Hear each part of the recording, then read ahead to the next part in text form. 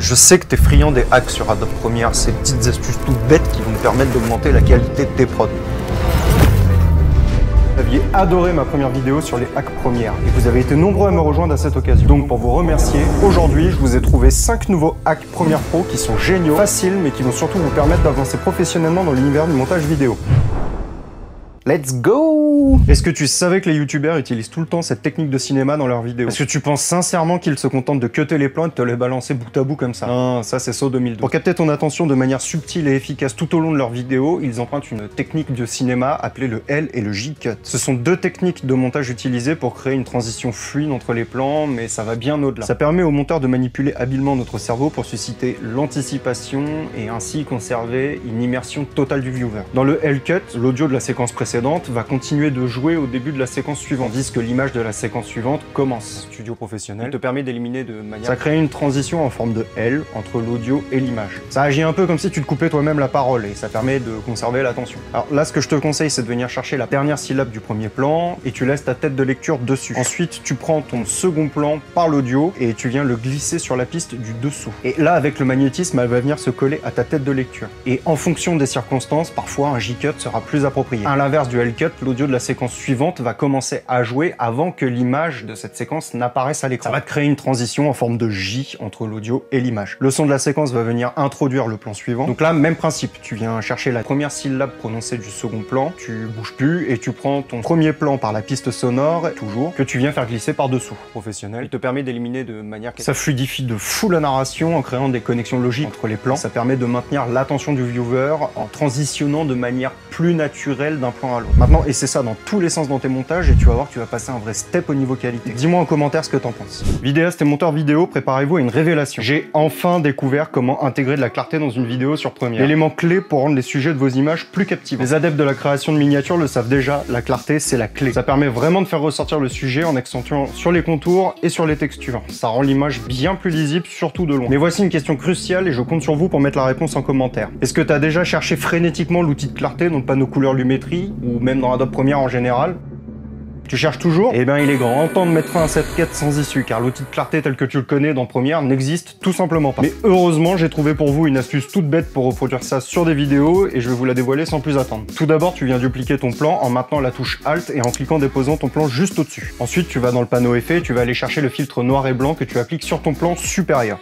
Dernière étape, tu vas dans le panneau options d'effet et dans le menu de l'opacité de ton plan, tu le passes en produit. Et tada, t'as plus qu'à réduire l'opacité de ton plan pour réduire l'effet de clarté et c'est tout. Ne me remerciez pas. Créer des sous-titres, c'est une vraie galère. C'est une véritable corvée, je déteste ça. Pourtant, t'es obligé d'en faire, il en faut partout. Surtout si t'es actif sur TikTok et les réels Insta. Mais heureusement, aujourd'hui, tu peux gagner un temps fou grâce à l'intelligence artificielle d'Adobe, le saint Firefly. Lui, c'est mon pote. Alors, est-ce que t'es prêt à découvrir comment découvrir des sous-titres tendance avec des animations de manière totalement automatisée? Alors, lâche ton meilleur like parce que je vais te montrer comment rendre tes vidéos encore plus captivantes en un rien de temps. D'abord, tu vas dans Fenêtre et tu cliques sur Texte. Dans ce jeune panneau, tu vas aller chercher l'onglet Transcription et simplement cliquer sur Transcrire. Tu attends, il bosse tout seul comme un grand là. Ah, merci Firefly.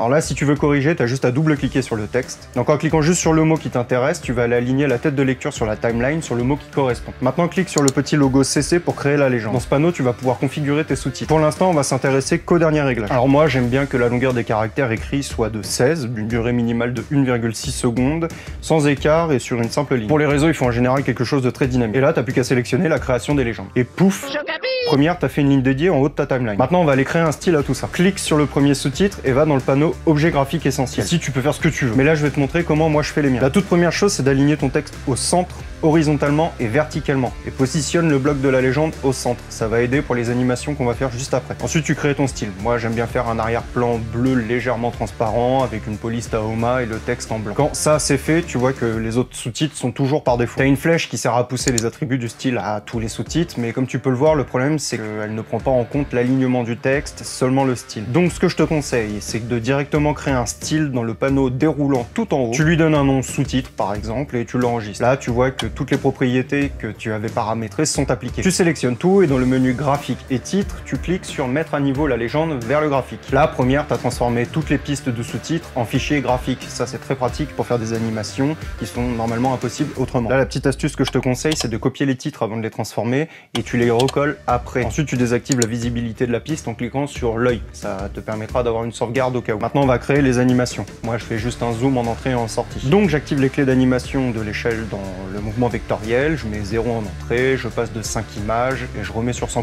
Je refais le même processus en inversé pour la sortie. Donc là, t'oublies pas de sélectionner toutes tes clés d'animation. Tu fais un clic droit dessus et tu vas aller chercher progressif et dégressif pour avoir un zoom plus doux. Pour enregistrer cette animation, tu cliques droit sur le mouvement vectoriel et tu sélectionnes enregistrer préconfiguration. Ça, tu vas pouvoir le retrouver dans le panneau effet, dans le sous-menu préconfiguration. Pour pouvoir l'appliquer à tous tes autres graphiques, tu vas les sélectionner et tu viens glisser, déposer l'effet juste dessus pour que les animations s'appliquent automatiquement. Dernier point, le texte est un poil trop haut, comme tu peux voir, il cache un peu le visage. Donc on va aller chercher l'outil transformation dans le panneau effet et l'appliquer sur le tout premier texte. Puis tu modifies la position pour qu'il soit un petit peu plus bas. Là, t'as plus qu'à faire ton meilleur copier-coller sur le reste des plans.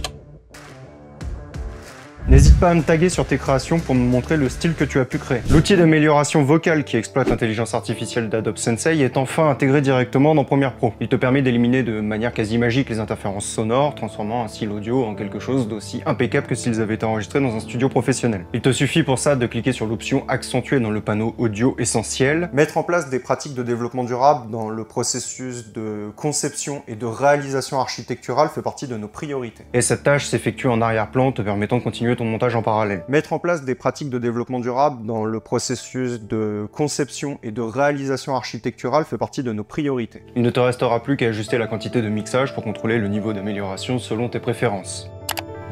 Et je promets de te rester fidèle dans le bonheur et dans les épreuves. Et je promets de te rester fidèle dans le bonheur et dans les épreuves. Alors teste-le dès aujourd'hui dans la version bêta de Premiere Pro et découvre par toi-même toute sa puissance. Et je te promets, tu seras étonné du résultat. Si t'aimes Harry Potter, tu dois absolument savoir comment créer ta propre cape d'invisibilité.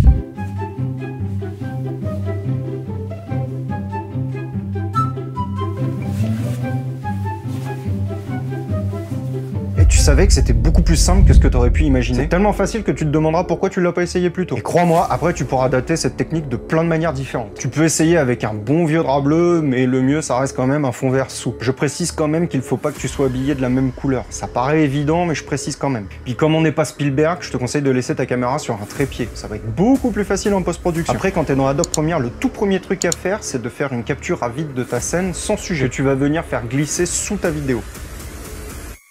Ensuite, tu vas aller dans le panneau Effets, chercher l'outil Ultra Key que tu vas venir appliquer à ta vidéo. Et avec la pipette de l'outil, tu vas aller chercher le vert de ta cape, juste ici. Le tout dernier truc, c'est de régler le paramètre qui est par défaut. Tu le passes sur Dynamique.